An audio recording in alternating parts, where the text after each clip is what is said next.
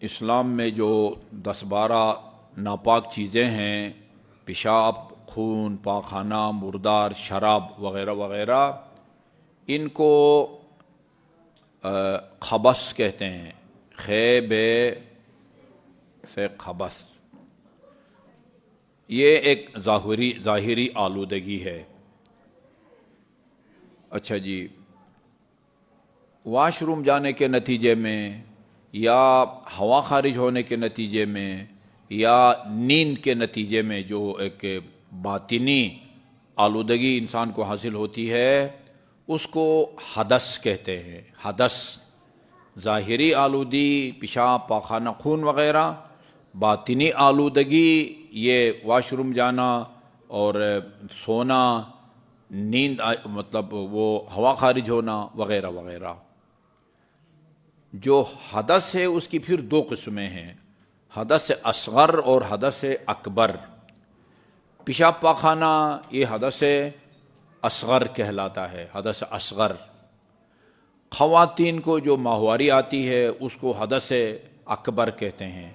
مردوں کو جو احتلام ہوتا ہے یا ہم بستری ہوتی ہے اس کو حدث اکبر کہتے ہیں۔ نماز کی حالت میں انسان کے کپڑوں کو، بدن کو نجاست سے پاک ہونا چاہیے، خبث سے پاک ہونا چاہیے، اسی طرح حدث سے بھی پاک ہونا چاہیے، حدث اصغر سے بھی پاک ہونا چاہیے، حدث اکبر سے بھی پاک ہونا چاہیے۔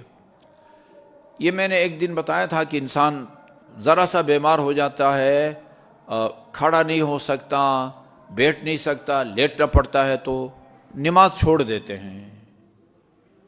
آپ جس حالت میں بھی زندہ ہیں، زندہ اور عقل کام کرتی ہے، یہ 2 باتیں ہیں۔ جس حالت میں بھی زندہ ہیں اور زندہ ہونے کے علاوہ عقل بھی کام کرتی ہے، نماز سے چھوٹ نہیں ہے۔ پڑھنا ہے آپ نے، کھڑے ہو کے، بیٹھ کے، دائیں کروٹ، بائیں کروٹ، ہاں جو ہے نا وہ پشت کے بل۔ صلاۃ الغریق، غرق ہونے والے نماز، اس کی نماز کا طریقہ تک الگ ہے۔ پانی بہا کے لے جا رہا ہو تو بھی نماز سے چھوٹ نہیں ہے، ساقط نہیں ہوتی، ساقط نہیں ہوتی۔ اسی طرح نجاست سے پاک ہونا چاہیے انسان کو، لیکن بعض اوقات، اس کو ذرا غور سے سنیے، بعض اوقات اب یہ وہ عربی میں ایک مثال ہے، فلان آدمی فلان سے اس طرح بھاگتا ہے جس طرح زکام کا آدمی جو ہے وہ کستوری سے بھاگتا ہے، مشک، ٹھیک ہے نا؟ یا مثلا یہ بھیڑ بکری جو ہے وہ شیر سے جو ہے نا وہ بھاگتی ہے۔ اسی طرح مومنین فقہی شرعی مسائل سننے سے بھاگتے ہیں، جیسے ہم کوئی ان کی شان میں گستاخی کرنے والے ہیں۔ انتہائی اہم ضروری مسائل ہیں جن کا پتہ نہیں ہوتا، لا علمی میں ان کی نماز محنت کر کے نماز پڑھتے ہیں، بلا ناغہ پڑھتے ہیں، وہ نماز نہیں ہوتی، نہیں پتہ ہوتا۔ سننے کا کوئی طریقہ، اب پتہ نہیں اب کیا کریں کہ ہم نماز عشاء سے پہلے تمام دروازے لاک کر دیں اور ان کو حبس بیجا میں رکھیں، کس طرح ان کو مسائل سنائیں۔ اچھا، آج جو مسئلہ بیان کرنے لگا ہوں وہ یہ ہے کہ خدا نخواستہ اللہ تعالیٰ تمام مومنین و مومنات کو اس طرح کی بیماریوں سے محفوظ رکھیں، اور جو مبتلا ہیں ان کو جلد از جلد اپنی قدرت کے حملے سے شفا دے۔ بعض بیماریوں کے نتیجے میں یا بعض ایکسیڈنٹ کے نتیجے میں، سرجری کے نتیجے میں پیشاب پاخانہ کا کنٹرول ختم ہو جاتا ہے۔ کل ایک مومن آئے تھے یہاں پر، میں ان کا نام لے کے آخر میں دعا کروں گا۔ ایکسیڈنٹ کے نتیجے میں ان کا حرام مغز جو ہے وہ کٹ گیا ہے۔ کہہ رہے تھے آغا صاحب اس سے نیچے آپ مجھے کاٹیں، چھری سے کاٹیں، مجھے پتہ نہیں چلتا ہے۔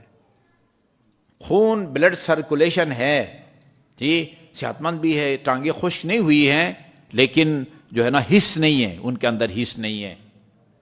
اب یہ اس سے اوپر ٹھیک ٹھاک ہیں۔ اچھا، اب انہوں نے وضو بیچارے وہ کس طرح کریں؟ وضو ہاتھ بھی کہتے ہیں میں دھو سکتا ہوں، منہ بھی دھو سکتا ہوں، لیکن میں نے کہا پاؤں تک آپ پہنچا سکتے ہیں ہاتھ؟ کہا نہیں پہنچا سکتا، اس لیے کہ اگر میں اتنا آگے جھکتا ہوں نیچے سنبھلنے کی طاقت نہیں ہے نا، گر جاتا ہوں۔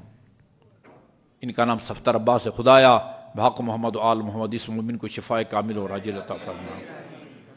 اچھا اب یہ کہہ رہے تھے، دیکھیں اپنی سوچ کے مطابق کہتے ہیں میں یہ گھٹنوں پر مسح کرتا ہوں۔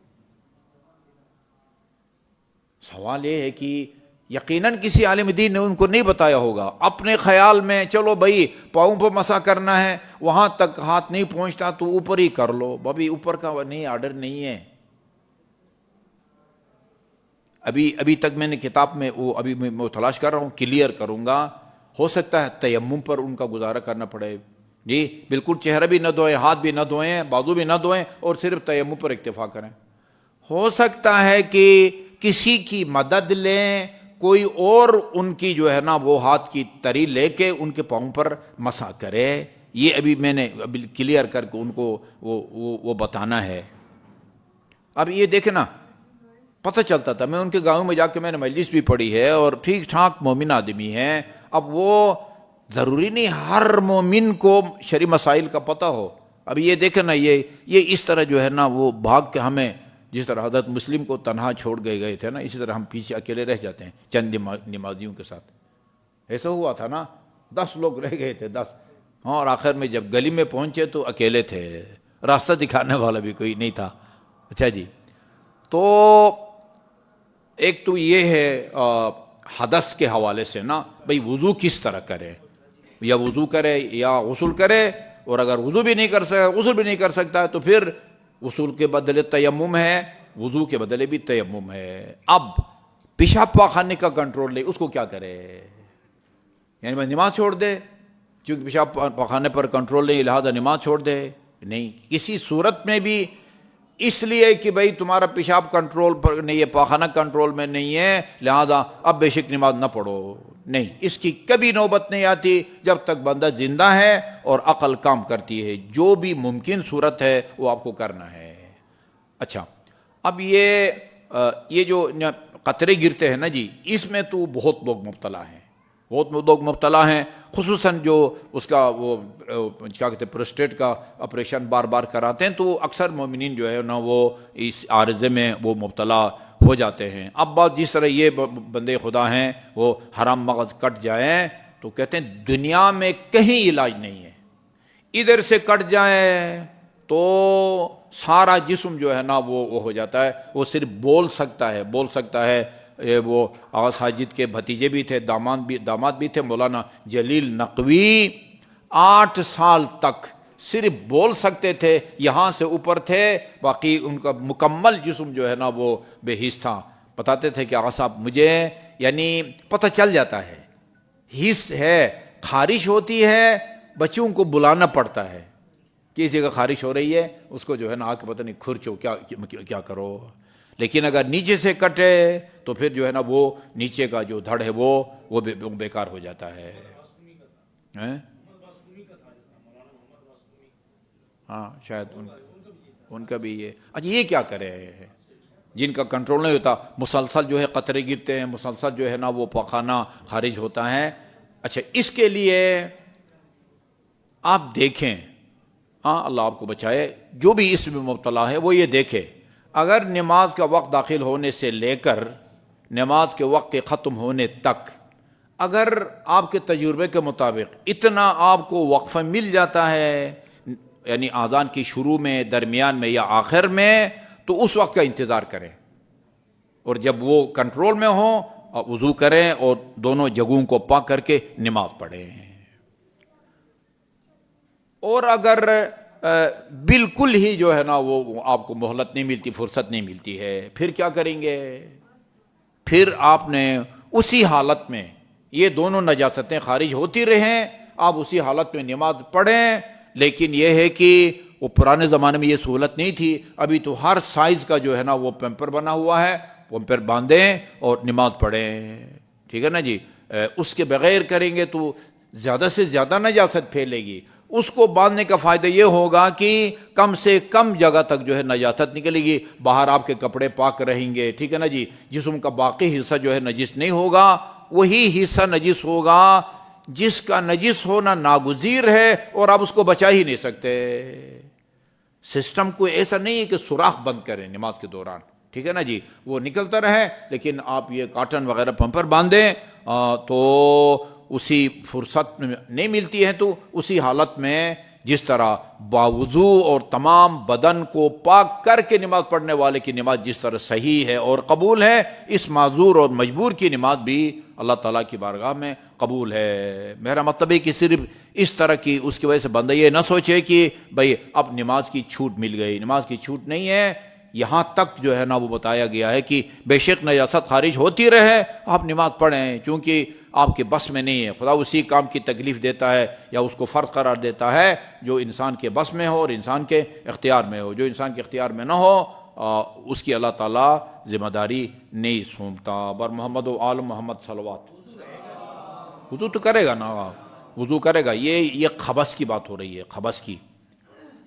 اچھا، البتہ یہ ہے کہ اس دوران یہ مسئلہ بھی ہے کہ اب وہ بیماری کی وجہ سے جو نجاست نکلتی رہتی ہے وہ بے شک نکلتی رہے، لیکن اگر روٹین میں جو ہوا خارج ہوتی ہے نا وہ اگر خارج ہو جائے پھر جو ہے نا آپ کو وہ کرنا پڑے گا، دوبارہ کرنا پڑے گا، ٹھیک ہے نا. چونکہ وہ ہوا ریح کی بیماری نہیں ہے، آپ کو بیماری نہیں ہے. ویسے روٹین میں ہر مکمل صحت مند آدمی کی بھی ہوا خارج ہوتی رہتی ہے، ٹھیک ہے نا. وہ اگر کسی وجہ سے آپ نے گیس والی چیز کھائی جس کو ہوا خارج ہو جائے پھر جو ہے وہ ٹوٹے گا اور آپ کو دوبارہ وضو کرنا پڑے گا. لیکن یہ بیماری کی وجہ سے جو نجاست خارج ہوتی رہتی ہے اس کی معافی ہے، اس کو مزید پھیلنے نہ دیں اور جو ہے نا مخصوص مقامات تک اس کو محدود رکھیں اور اپنے نماز پڑھیں. اللہ اسی مجبوری کی حالت پہ نماز کو قبول فرماتا ہے.